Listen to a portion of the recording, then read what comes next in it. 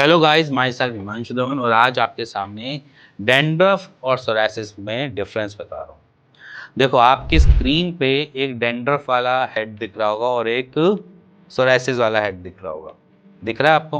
हाँ, अब देखो, अब दोनों में आप पहले तो विजुअली डिफरेंस देख लो कि क्या फ़र्क होता है। उसमें पपड़ी बन रही है, उसमें से फ्लेकिंग हो रही है। उसकी फ्लेकिंग ऐसी नहीं होती कि बिल्कुल पपड़ी बन के उतरने की, कानों की तरफ यहाँ तक जो है वो वैसे नहीं बन के आ रही, बट यहाँ पर सिल्वर स्केली स्किन बन रही है। ये एक तो विजुअली डिफरेंस होता है। अब तो ये चलो स्क्रीन पे आपको दिख गया होगा कि सोरासिस और एक डैंड्रफ में क्या डिफरेंस है। अब इसमें डिफरेंस सबसे बड़ी क्या चीज़ है?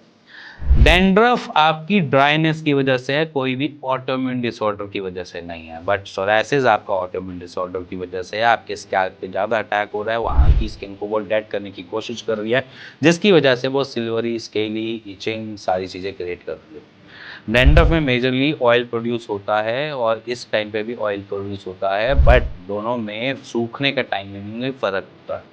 वो ड्राई होता है तो नॉर्मली आपका शैम्पू करोगे सारी चीज़ें निकल जाएंगी, बट इस कैटेगरी में जब आप शैम्पू करते हो तो ज़रूरी नहीं है कि आपकी स्कैल्प सोरासिस का जितनी भी फ्लेकिंग है वो निकल जाएगी। यहाँ पर नहीं निकलती और इसी वजह से ये परेशानी बन जाती है। तो ये एक विजुअलाइजेशन था जिससे आप अलग अलग कर सकते हो। अब रह गई बात, इसको आप ठीक कैसे करें। देखो, सोरासिस को ठीक करना एक तरीके से बैलेंसिंग आउट वाला सिस्टम, मतलब कि ऐसे नहीं है कि आज आप बोलो कि मैं क्रीम लगा लूंगा मैं ठीक हो जाऊंगा, मैं आज सिरप पी लूंगा मैं ठीक हो जाऊंगा, आज मैं गोली खा लूंगा ठीक कर लूंगा, ऐसे नहीं होता। आप समझो कि आपकी इम्यूनिटी ही आपके दुश्मन है। जो आपकी दुश्मन है उसको कैसे हैंडल करना है वो सबसे पहले आप ही समझो कि कुछ चीज़ों से हमने परहेज़ करना होता है, जैसे कि डेयरी प्रोडक्ट्स से परहेज़ है, नॉन वेज से परहेज़ है। इसी के साथ साथ हमने यहाँ पर एप्लीकेबल चीज़ों में भी परहेज़ करना होता है कि कोई भी ऐसा शैम्पू या कोई भी ऐसी चीज़ ना यूज़ की जाए जिसमें झाग ज़्यादा बने।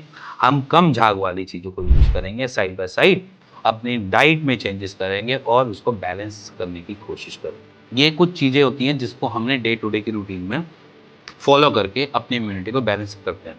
अब उसी के साथ अगर हम कोई भी ट्रीटमेंट लेते हैं, एज हम मैं अपनी ही ट्रीटमेंट की बात करते हैं, जब हम सोरासिस का ट्रीटमेंट देते हैं तो वहाँ पर सोरासिस रिकवर हो जाता है। तो कुछ आपके सामने मैं अपने ही स्कैल्प सोरासिस के पेशेंट जो है वो मैं दिखाता हूँ, आप उनको जनरली देखो, क्योंकि यहाँ पर आपको दिखाने का मोटिव यही है कि सोरासिस को रिकवर किया जा सकता है।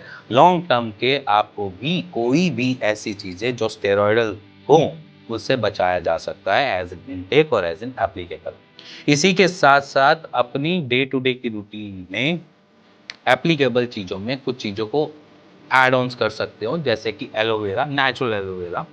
जैसे कि हम अगर बात करें कि बाहर से अपने ग्रोन अप पौधे में से एक लीफ तोड़ी और उसमें से आपने जेल निकाली और उसको अप्लाई कर दिया, वो हाइड्रेशन के लिए बहुत अच्छा काम करता है और हीलिंग में भी अच्छा काम करता है। इसी के साथ यहाँ पर अगर आपने ऑयल यूज़ करना है तो सिर्फ कोकोनट ऑयल यूज़ किया, उसके अंदर थोड़ा सा कैम्फर डाल दिया, वो लगा लिया, एप्लीकेबल लगा लिया। ये कुछ रेमेडियल एक्टिविटीज़ हैं जो आपको हीलिंग देती हैं सोरासिस में।